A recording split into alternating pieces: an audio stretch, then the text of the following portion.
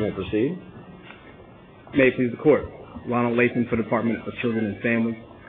The trial court struck 63-0423 on three separate grounds: that it was a bill of attainder, that it violated separation of powers principles, and that it was a special law. All of these legal conclusions were erroneous. First, Your Honor, this is a general law, not a special law. The general law...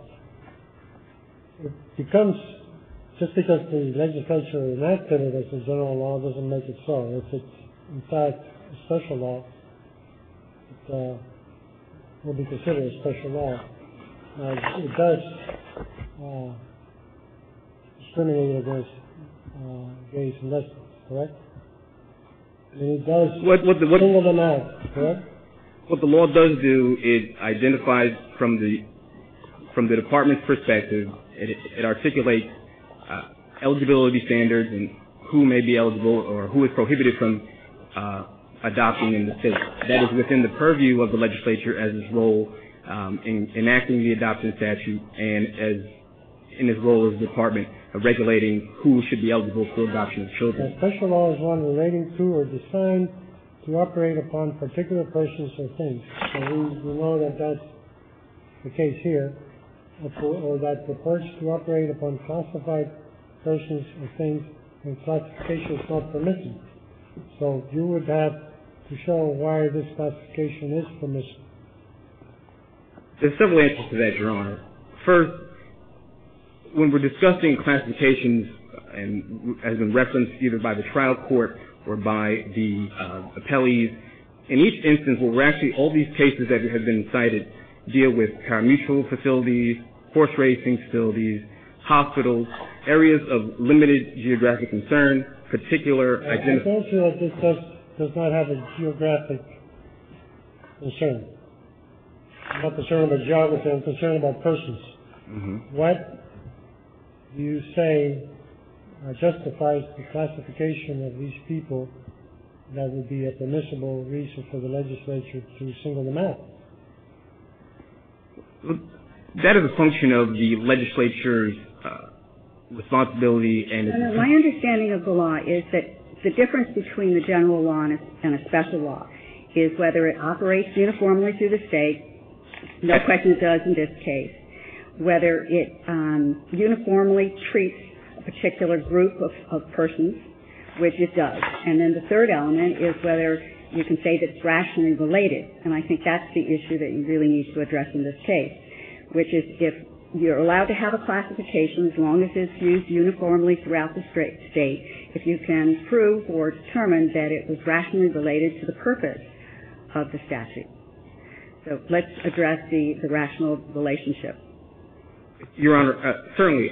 My concern, though, is that by getting into the rational related inquiry, it delves into an unpledged equal protection. No, but I agree, and I know that the appellee attempts to introduce that element into this appeal, and obviously it was not pled, it was not argued, and it was not determined by the trial court in the trial court's order, so equal protection is not before the court.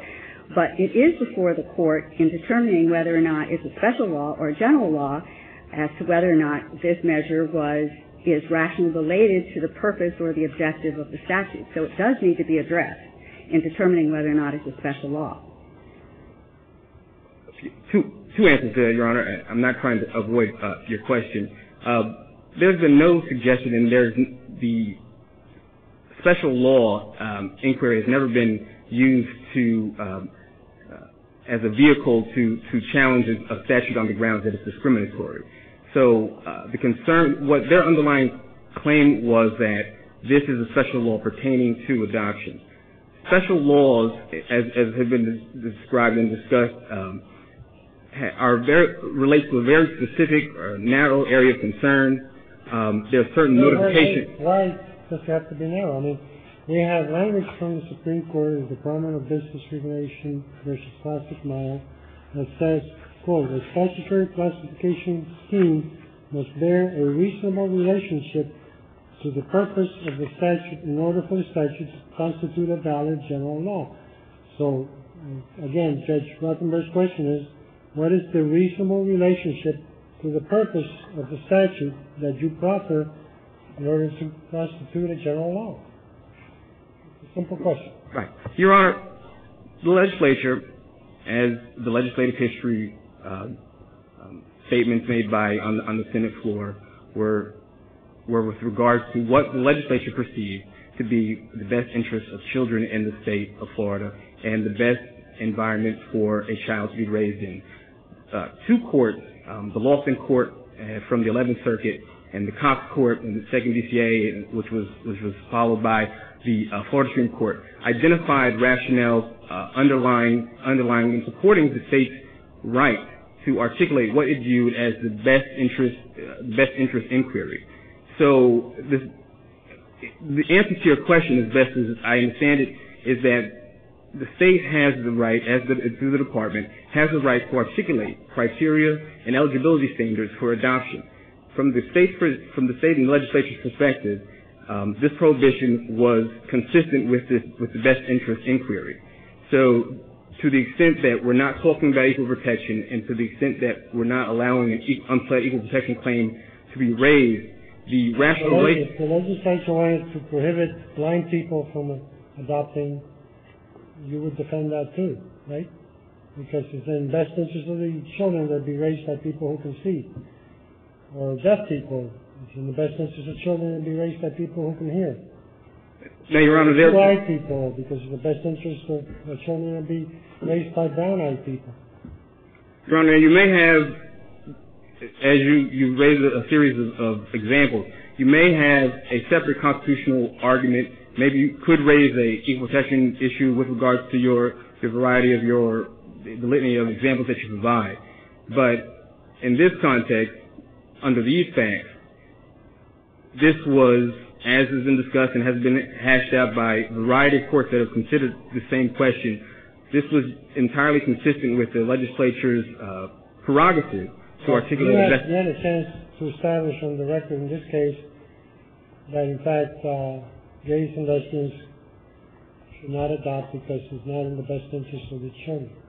What evidence was presented to the trial court that would substantiate that argument you're making now, today? Your Honor, that argument, there were three clear legal arguments raised that this was a special law, Bill of Attainder, separation of powers issue.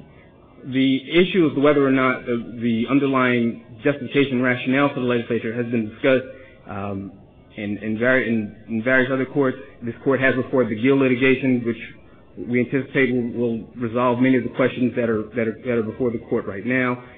So I'm not so sure that it will resolve it, but because it was brought on completely separate grounds. It was brought on an equal protection ground solely, which was not raised in this appeal. So I think the issues are somewhat different. Don't know whether or not it will necessarily resolve this appeal.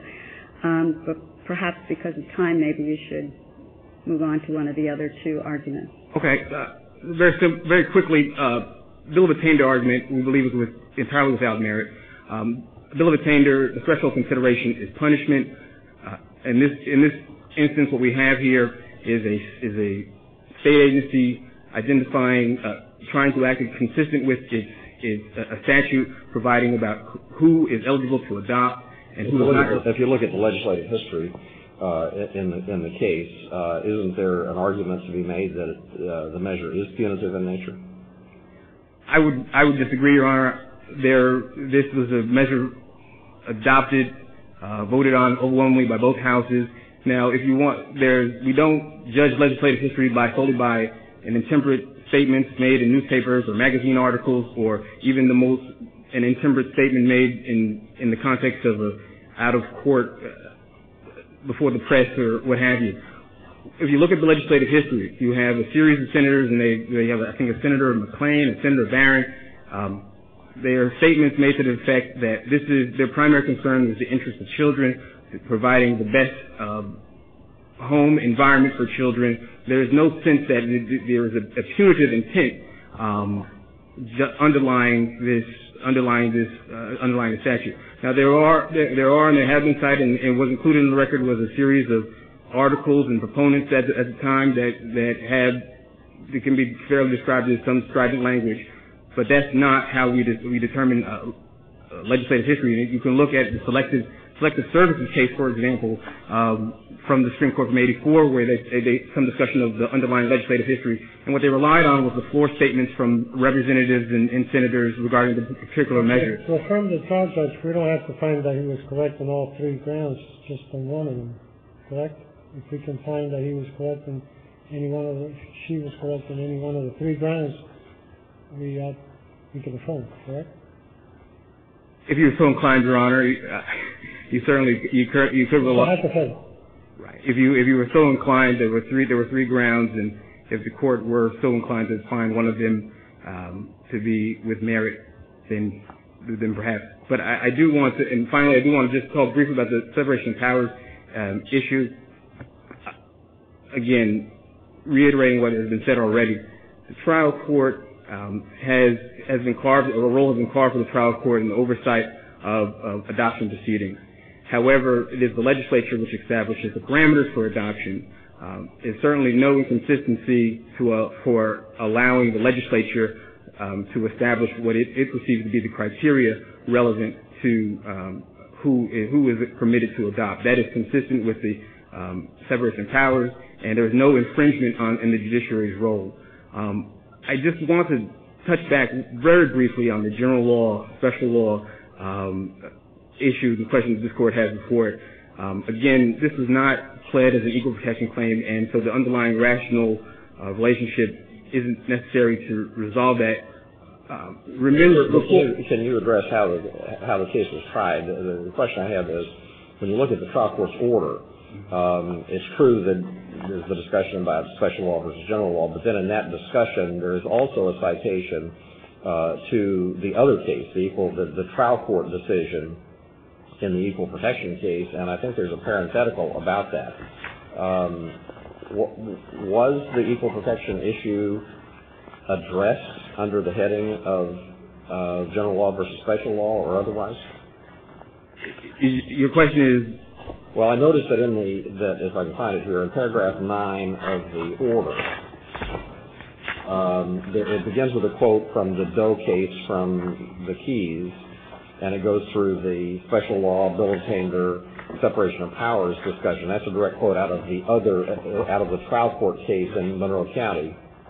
Then it goes on to say, give a C also in the matter of Doe, referring to the 11th Circuit's trial court 11th Circuit decision, parenthetical, based on Florida Constitution's equal protection clause and federal law invalidating ban on adoption by homosexuals. So there's at least a reference to equal protection. And my question is, was equal protection addressed in some form in the proceedings in the trial court? In this case, no, Your Honor, this is not. To the extent what you had were a series of witnesses who were family members, social workers, caseworkers, testifying as to the underlying home environment that this child was in. But you didn't. Yeah, actually, this order seems just to be referring to that case as a parenthetical, saying that issue is also before the court on a separate issue, because the trial court made specific findings, and the 3 specific findings were the 3 arguments raised. It was on the 3 arguments raised, and then said also C, this other case, which is based on the equal protection argument. So I don't see them as really related. Thank you very much. Right, Your Honor.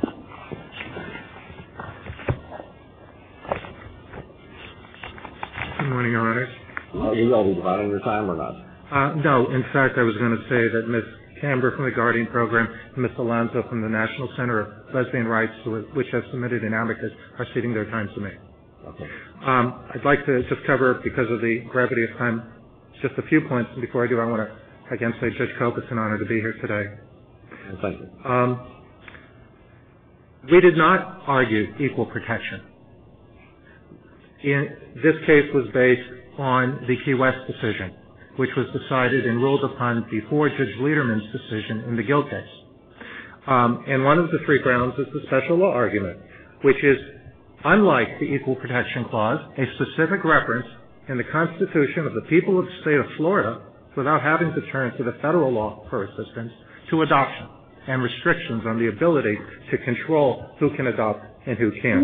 Can you cite to any single case, and I'm not talking about a trial level case, but an appellate court level case where a court has found that a law is a special law that was not geographically situated, that it wasn't based upon the singling out of a particular entity or a particular person within a specific geographic location? I cannot, and I have scoured the law for such a case, and I have not found one. But what I have found is a case where it was addressed in a non-geographic and non-population basis, but it's not cited in the brief. All I'm going to do is give you the site, per Judge Coates' admonition.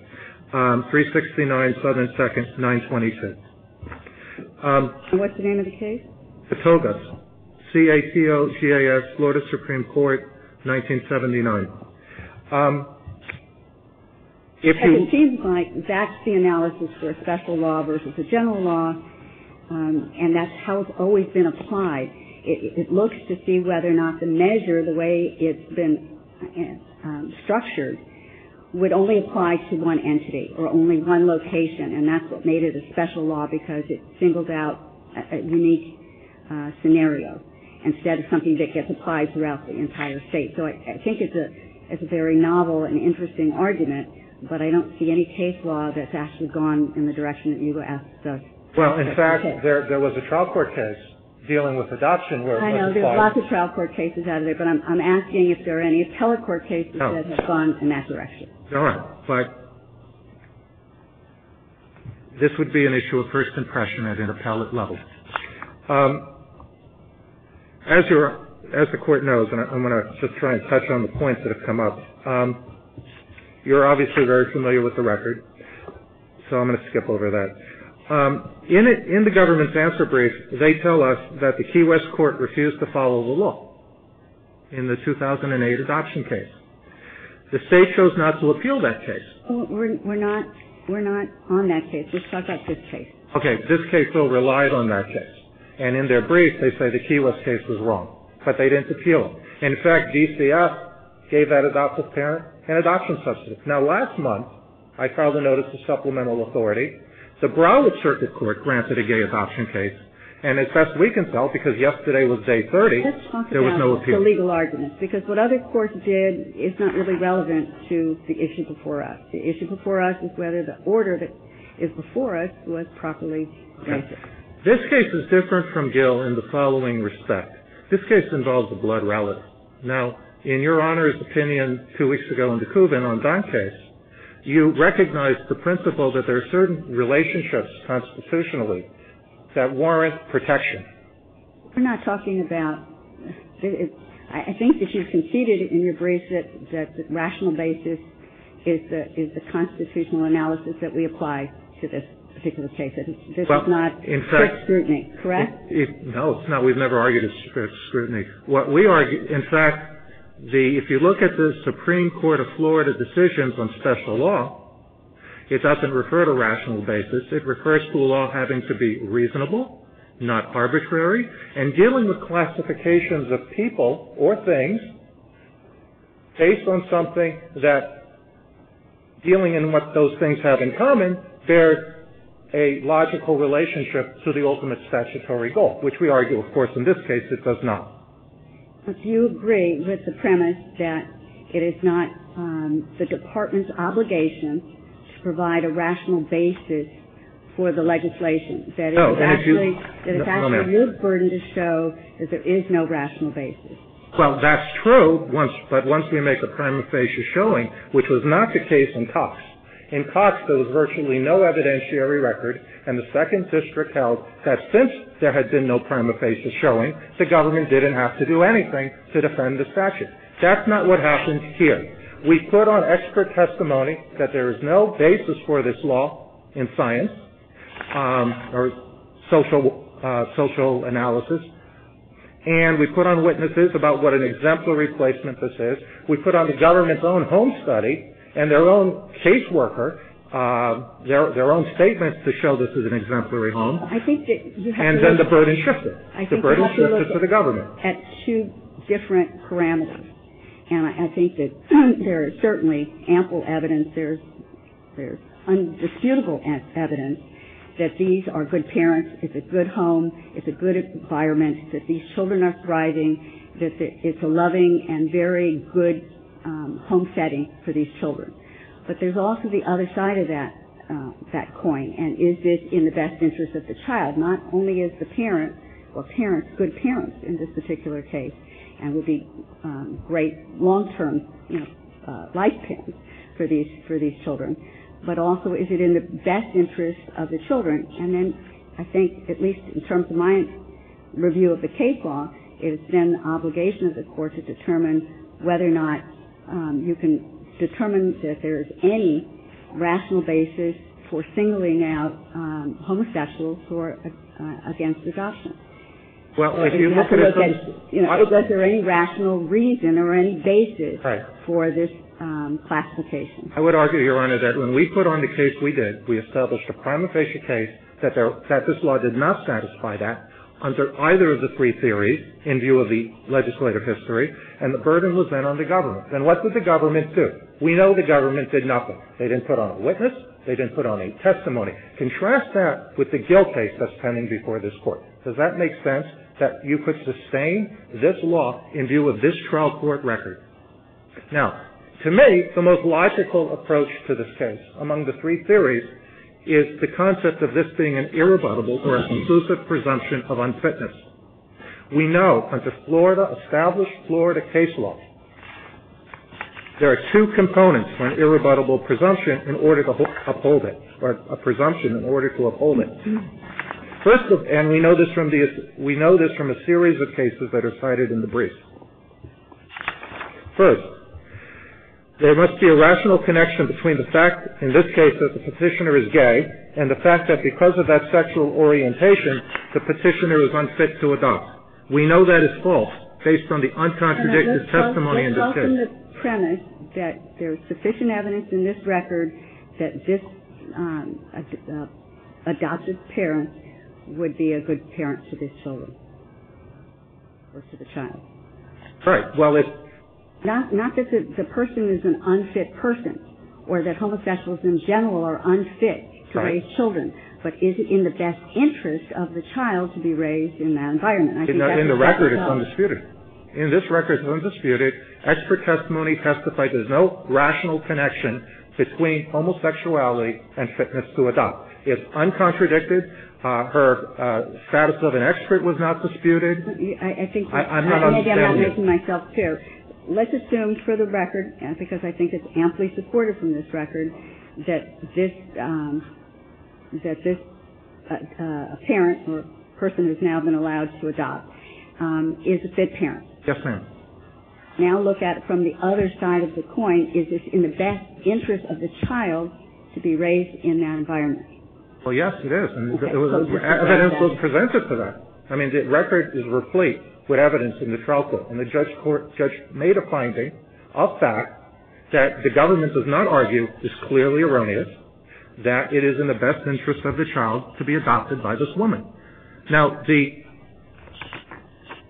obviously, if you look at the case law on presumption, this is clearly a presumption. We have to clear up how the case was argued or tried below. The point on appeal is that the trial court it did this for three reasons, one of which was separation of powers. Yes, sir. All right. Separation of powers is one issue. It seems to me irrebuttable presumption is an entirely different issue. No, I would disagree with you. And this is vastly more addressed in the Key West case. But in this case, the argument is, and this is what we've briefed, the judiciary has inherent concurrent jurisdiction to protect the welfare of children under the trial court's jurisdiction. We know that. Case law is replete. We also know that the legislature has concurrent authority to pass adoption laws. How do you reconcile those things? In this case, how do you adjust the gay ban versus the evidence in the trial court of what's in the best interest of the child? That's the core issue. Because if the statute is invalid, then its imposition in trying to tell the trial court how to exercise its concurrent jurisdiction encroaches on the authority of the judiciary. That's the point. That if this is not a valid law, it cannot tell the judiciary who can adopt and who cannot. And the reason we say it's invalid is because it's a conclusive presumption. There's no opportunity to rebut, and there's no rational basis between the fact that she's gay and the fact that she's fit or not fit to adopt. Under established Florida law, Associated Industries is what we cited, this is a conclusive presumption that's invalid. It can therefore not require the trial court to throw this woman out of court because she's gay. Before your time runs out, would you address on the bill of attainder? The case law seems to require that for that to be applicable, there must be an element of punishment. Would you explain how that element is met here? Sure. Under the U.S. Supreme Court case law, there are three criteria that have to be weighed. Not one is entitled to more weight than the other. And that is, does what occurred here comport with the historical meaning of punishment? Two, what is the type and severity of the burdens imposed in furthering the legislative goals? And three, was there a legislative intent to punish? We know from the sponsor of the legislation that he wanted, his motivation was to send gays back into the closet. This was in league with what was going on in Dade County with the Anita Bryant controversy. But wasn't that all based upon the thought at the time, the misconception at the time, is that homosexuals abuse children? And didn't that originate from this general mindset that homosexuals would abuse children, they didn't want them in the schools because they were afraid of having the contact with the children and so on? We've progressed since that time, thankfully, but wasn't that the general mind thought that where this legislation kind of came out of? The thought that this was to protect children because of the thought that homosexuals abuse children. I disagree with you. There's no evidence in the legislative record to support that, in our view, as we read it. Number two, the most you find is a reference that you have submitted to us. Well, if there's one reference that I saw where one legislator says, we want children to be raised in wholesome environments. That's what I saw. And for the reasons we've briefed, that's not a synonym for straight. What we see is in the legislative history, one of the legislatures wants to include a provision that says people who are denied the right to adopt can explain why, so people don't think they're gay. Okay? These people were treated in a horrible way. It remains to be seen whether we've moved beyond that. Wasn't that because of the thinking at the time? The thinking of the time was to demonize these people as the other. And to some extent, they're still being treated that way. But the basis of why, where did that come from? What was the thought at the time?